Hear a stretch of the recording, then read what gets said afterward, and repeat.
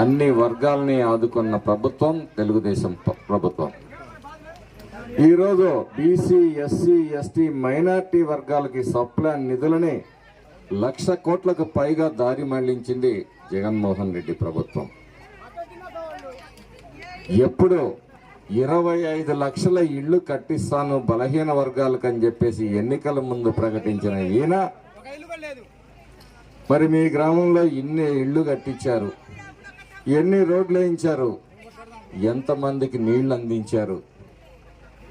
మరి ఇక్కడ నీళ్ళైతే లేవు కానీ సారా నీళ్ళైతే మస్తుగా దొరుకుతాయి. ఎందుకంటే మీకు నీళ్ళు ఇస్తే ఈ ఎమ్మెల్యేకి, ఎమ్మెల్యే తమ్ముడికి ఏమొస్తుంది? సారా అమ్మితే బుడ్డికి 100, 110 మిగులుతాయి. కాబట్టి ఆయన సారానే ఇస్తాడు. తెలుగుదేశం ప్రభుత్వం అధికారంలోకి వచ్చిన తర్వాత ఇక్కడ ఇళ్ల స్థలాలు లేని వాళ్ళకి ఇళ్ల స్థలాలు ఇవ్వటం, మరి సీసీ రోడ్లు ఏర్పాటు చేస్తాం, నీటి సదుపాయం ప్రతి ఇంటికి కూడా ఏర్పాటు చేస్తాం, మరి జలకళ ద్వారా బోర్లు అందించే ప్రయత్నం చేసి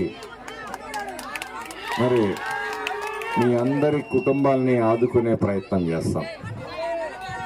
సామాజిక న్యాయం అంటే సమాజంలో అన్ని వర్గాల అభివృద్ధి కోసం కృషి చేయటం అనేది సామాజిక న్యాయం. అంతేగాని నోటి మాటతో సామాజిక న్యాయం అంటే కుదరదు. ఈరోజు ఎస్సీ, ఎస్టీ సప్లాన్ నిధులన్నింటినీ కూడా దారి మళ్లించటం వలన ఎస్టీలకి, ఎస్సీలకి, బీసీలకి చాలా అన్యాయం జరిగిపోయింది.